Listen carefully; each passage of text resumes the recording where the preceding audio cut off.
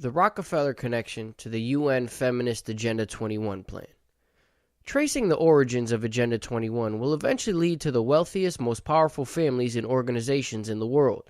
The United Nations is their attempt at global domination, and Agenda 21 appears to be their current blueprint. The tedious task of connecting and detailing the originators of this plan for a global system of governance cannot be effectively accomplished in this analysis, though a brief overview of one of these families, the Rockefellers, and their connection is needed to understand how the system of control is being set up. Taxation laws in early 20th century America caused the wealthy elite to put their money into tax-exempt foundations. Well-funded tax-exempt foundations, including many associated with the Rockefellers, are heavily involved in the implementation of Agenda 21, and having a basic understanding of these foundations will help explain many of today's events. Former Georgetown University professor and noted historian Carroll Quigley, in his voluminous book on history, Tragedy and Hope, briefly discusses the history of these foundations, which he says involves the organization of tax-exempt fortunes of international financiers into foundations to be used for educational, scientific, and other public purposes.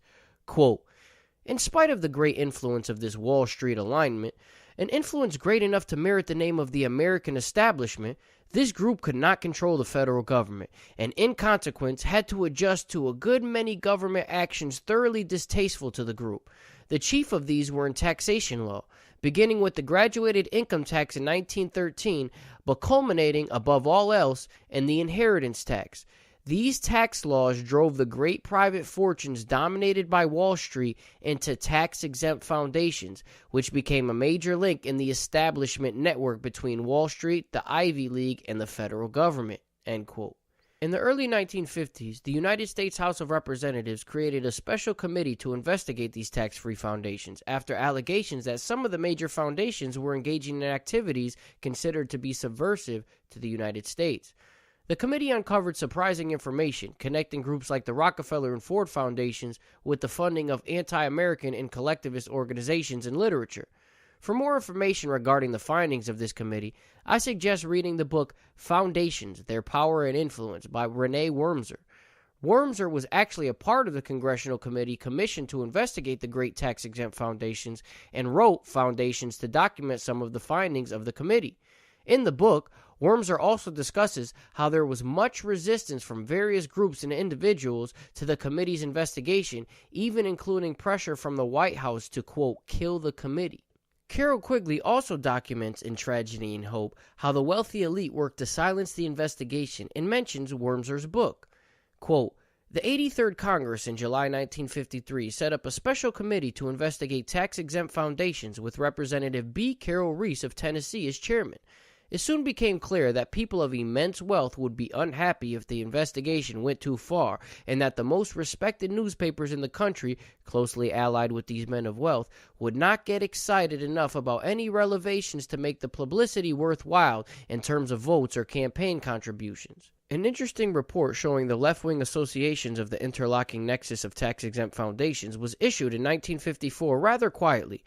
4 years later, the Reese Committee's general counsel, Renee A. Wormser, wrote a shocked but not shocking book on the subject called Foundations, Their Power and Influence. End quote. The Rockefeller Brothers Fund is another tax-exempt foundation that is mentioned in the book Foundations. In a previous article titled Agenda 21, The Rockefellers Are Building Human Settlement Zones in Connecticut, it was pointed out how the Rockefeller Brothers Fund was directly involved in the creation of the Agenda 21 plan and how they are funding smaller tax-exempt foundations in various states, including Connecticut, to further the implementation of Agenda 21. The Rockefellers have been involved with funding nearly all of the Agenda 21 related objectives discussed in this analysis. Population control. John D. Rockefeller Jr. was heavily involved in the funding of Margaret Sanger's first clinic.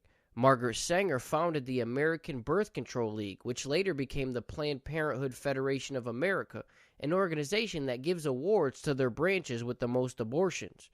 Margaret Sanger was also vital in the creation of the first birth control pill. The Rockefeller family continued to make donations to Sanger's causes in future decades, but generally made them anonymously to avoid public exposure of the family name and to protect family member Nelson Rockefeller's political career, since openly advocating birth control could have led to the Catholic Church opposing him politically. As a side note, this same Nelson Rockefeller helped set up the United Nations World, a magazine devoted to the support of the UN, according to Carol Quigley on page 941 of Tragedy and Hope. How about getting women in the workplace? In 1970, U.S. President Richard Nixon signed a bill creating a commission, quote, to examine the growth of our population and the impact it will have upon the American future, end quote, and announced that John D. Rockefeller III had accepted the commission's chairmanship. The commission was later referred to as the Rockefeller Commission. One of the stated goals of the commission was to create a stationary population, or a population that doesn't grow, by creating, quote, social policy to recognize and to facilitate the trend towards smaller families by making it possible for women to choose attractive roles in place of or supplementary to motherhood, end quote. To further show how the Rockefellers have been involved with getting women out of the home, away from the family, and into the workforce, let us examine the testimony of Aaron Russo. Russo was a famous movie producer who eventually ran for governor of Nevada. In an interview with Alex Jones, Russo explains how he was befriended by Nick Rockefeller around the time he was running for governor. Russo claims that Rockefeller explained to him the future plans for a one-world government, RFID chips, and much more. Russo also details how Nick explained the Rockefellers funding the women's liberation movement in order to break up the family and more easily indoctrinate the children. Well, one of the things they told me was that he was at the house one night and he would talk and he started laughing. He said, Aaron, what do you think women's liberation was about? And I said, I'm pretty conventional thinking about it at that point. I said, I think it's about women having the right to work, getting equal pay with men, just like they won the right to vote, you know? And he started to laugh. He said, you're an idiot. And I said, why am I an idiot? He said, let me tell you what that was about. We, the Rockefellers, funded that. We funded women's lib, you know? And we're the ones who got all over the newspapers and television, the Rockefeller Foundation. He says, and you want to know why? He says, there were two primary reasons. And they were, one reason was we couldn't tax half the population before women's lib. And the second reason was, now we get the kids in school at an early age. We can indoctrinate the kids how to think. It breaks up the family. The kids start looking at the state as the family, as the school, as the officials, as their family, not as the parents teaching them. And so those are the two primary reasons for women's lib, which I thought up to that point was a noble thing.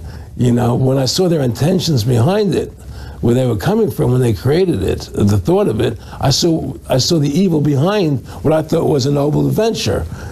Or how about sex education? Previously mentioned groups like UNESCO and the National Education Association, who are trying to push for more explicit sexual education in school, are following a pattern that was laid out during the sexual liberation movement of the mid-20th century, which the Rockefellers had a lot to do with. One of the people most credited with starting the sexual liberation movement was a man named Dr. Kinsey. Dr. Kinsey has been an extremely controversial figure for his scientific studies on sex, including his support for the idea that children are sexual from the time of birth, which was used in his writings to promote pedophilia. The Rockefeller Foundation was a major financial supporter of the work of Dr. Kinsey. For more information on the influence of Dr. Kinsey, his Rockefeller connections, his support of pedophiles, his influence on sex education, and much more, watch the disturbingly intriguing documentary The Kinsey Syndrome. At the time of the 1953 congressional investigation into tax-free foundations, Renee Wormser, when discussing the resistance the committee was running into while researching various topics, describes the intense opposition that the committee received when attempting to look into the research of Dr. Kinsey. This opposition came especially from Congressman Wayne Hayes. Quote, several lines of inquiry enraged Dr. Hayes particularly. One, which disclosed his reluctance to permit freedom of inquiry, was a proposed study of the Kinsey reports. It was undoubtedly reported to him by Miss Lonergan that Dr. Ettinger had dug up some significant material about Foundation support of the Kinsey projects. This brought Mr. Hayes to a steaming rage, and he asked to see our entire Kinsey file. It was produced for him, and he angrily declared to Mr. Dodd that we were to go no further with this particular investigation, contending that every member of Congress would be against our doing so. Neither Mr. Dodd nor I could see any reason why Dr. Kinsey's foundation-supported project should not bear as much scrutiny as any other foundation operation, but Mr. Hayes then introduced another element into the situation. Our appropriation for 1954 had, at that time, not yet been approved, and Mr. Hayes stated emphatically to Mr. Dodd that he would oppose any further appropriation to our committee unless the Kinsey investigation were dropped. His unreasoning opposition to any study of these projects was so great that he threatened to fight against the appropriation on the floor of the House, end quote. Interesting to note, Wormser also says in Foundations that, quote, the support of the Kinsey studies by the Rockefeller Foundation ended after the Reese Committee had illuminated the public regarding the origin of the funds used for this project, end quote. In the next section, we will be looking at how these feminist UN policies are connected to the state of Connecticut. Thank you for listening. Subscribe to the channel and watch the related videos.